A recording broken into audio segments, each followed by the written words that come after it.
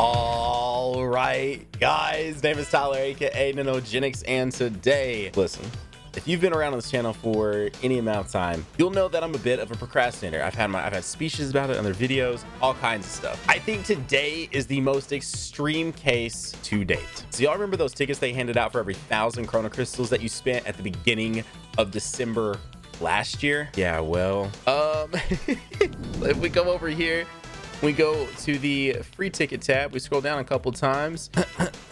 Yeah, as you can see, there's 1 hour left. I have less than 2 hours to film 1,158 of these tickets, as well as 3 guaranteed sparking tickets. And so I've got to get going. Now I'm gonna actually do these on a live stream because I figured why not? And it's probably gonna need a lot of skipping, but what you're about to watch is a compilation of me summoning 1,000+ tickets worth of these. This is gonna take a minute. It's basically like 115 multis and then 8 singles. So I'm gonna skip almost all of them. Now I do want to look at this really fast. I really want to pull this guy.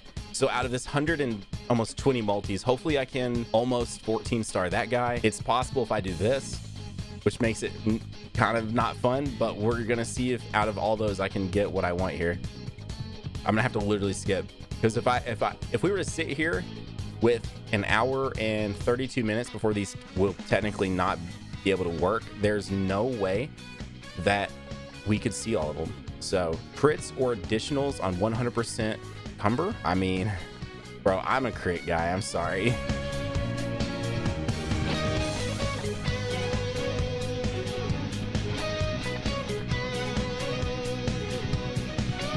What is my rating on Kakarot? Okay.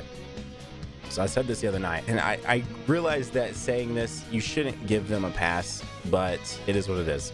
So Kakarot as an anime game, the way you would compare it to other anime games, I would say Kakarot's a solid somewhere between an 8 and a 9 for me. In terms of like a regular type game, somewhere between like a 6.5 and a 7.5.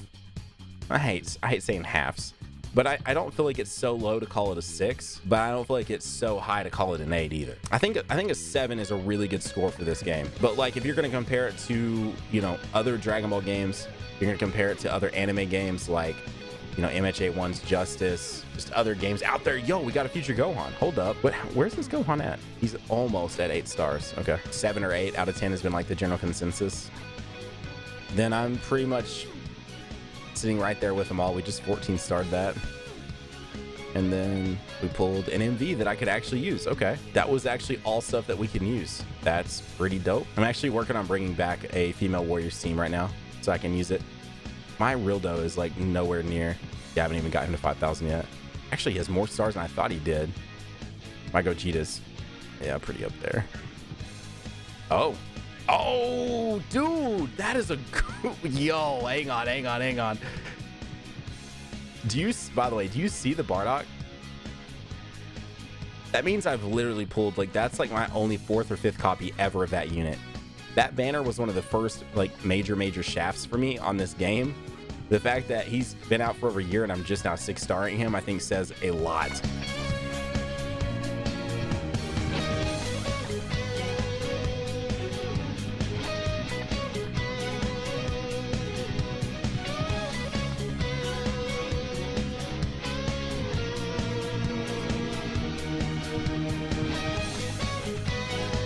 Dude, we're actually getting quite a few sparking multis and stuff that's like actually not 14 starred.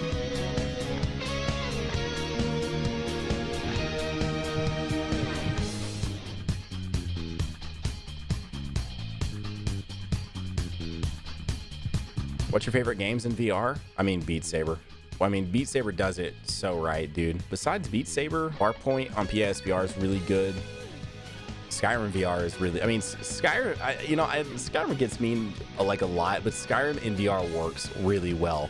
And there's something about like Skyrim does a really good job of setting up like fantastic atmosphere.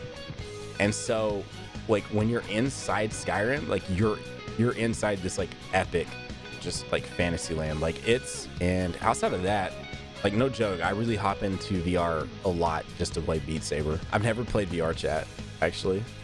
Super Hot is great, but Super Hot's kind of like, Super Hot was kind of a one and done experience. I mean, I've done a lot of those. Like Batman VR is fun.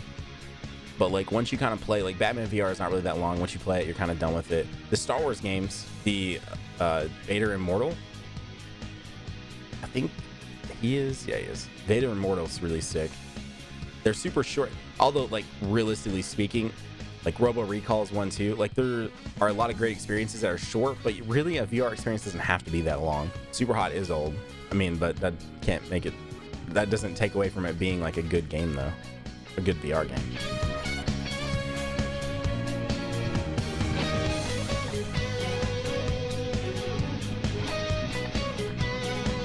You know, the one Sparking I said I really wanted to pull some copies of at the beginning, I've not pulled once. Wait, Pokey got her dance. What? That was her announcement? Or is that the one that's coming? I did not see that, actually. Oh, I guess, yeah, I'll definitely take stars on him, too, since he has this freaking Zenkai now. Hey, that's a 7-star Super Saiyan Bardock. Okay, we take those. Can I say this? Are we getting a lot of Sparkings with these tickets? Or is it just that it's been so many multis, I'm just like losing track now? I feel like we're getting a lot of Sparkings with these. When was the last time you played Fortnite? When the Sabers were introduced, I played like one round. Dude, the new Janemba and Gogeta are crazy. But I don't think people cared about them as much because they didn't really, like, they made them really good. But from like a flashy standpoint, like Gogeta, of course, uses Super Kamehameha and he has a really cool end screen, and like his green card looks really cool when he uses it. And then they also gave Janemba his other like super attack, but I feel like they just weren't flashy enough for people to care like that much about them. But like stat wise, like usability wise, like dude, they're incredible. What happened with Nanocraft? Oh, the guys just like really stopped playing, and I didn't really feel like playing by myself. My house is still there. I've had like the idea of going back to my house a couple times, but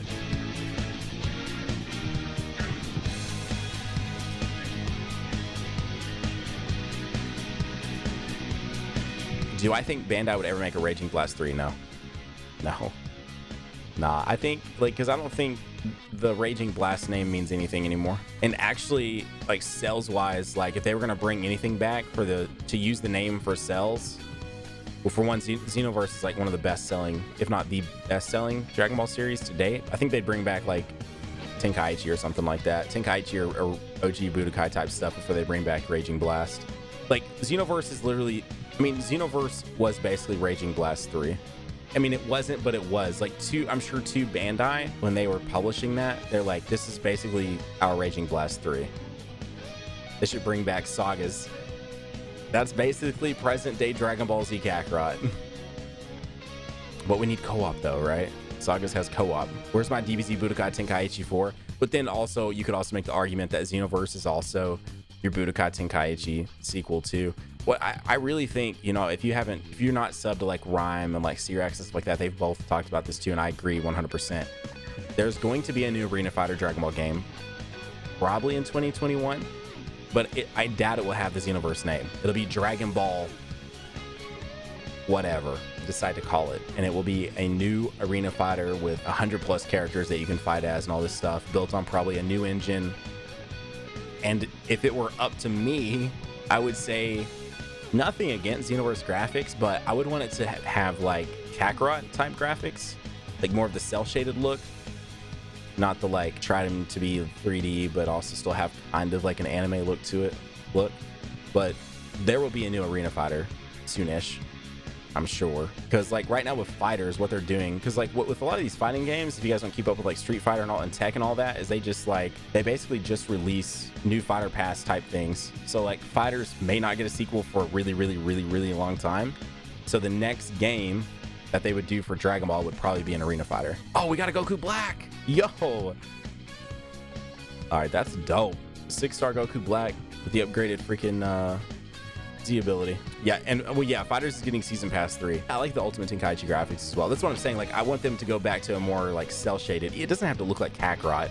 Some people aren't like as keen on how Kakarot looks, but just like that almost like style is what I would prefer.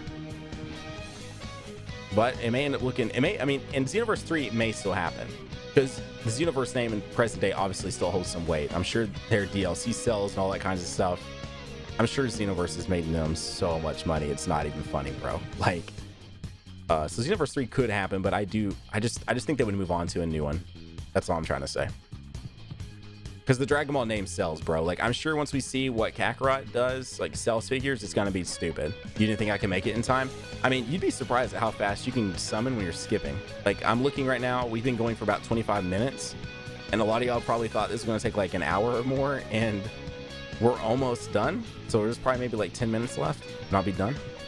Man, we have not pulled a single red Super Saiyan Goku. Am I really about to go all these without a single red SSJ Goku?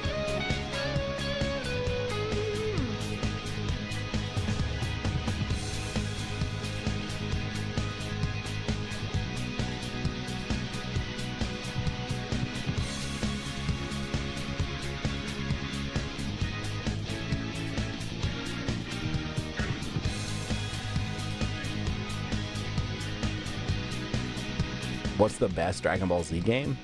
I mean, my personal favorite, just based on the hours I put into it, was Budokai 3. I liked Budokai 2 a lot too. A lot of people sleep on that map system in Budokai 2, like the way you progress to the story mode in Budokai 2, and I actually really enjoyed that. And the Budokai 2 also had some really cool like fusion mechanics that did not come back for 3. And I would say probably the game I was like most hyped for ever in terms of Dragon Ball games was Budokai 1. Because prior to Budokai 1, I just played Japanese imports at one of my friend's house. And of course, my mom was not going to pay for the like $50 bootloader that you needed, and then also pay the like premium that most places would try to sell you the Japanese Dragon Ball Z games for. So I just had to play it at his place. But whenever Budokai 1 came out, like I remember like we had to wait till like the weekend or something like that, but we went to Walmart, picked it up, and I just came back and just played it just nonstop.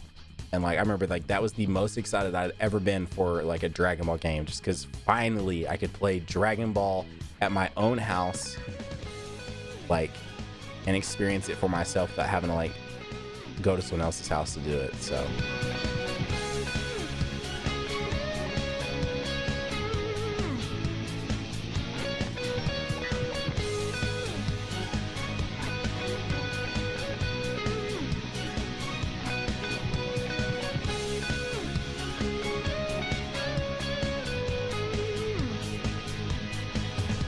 okay, GSP time with 59 minutes left.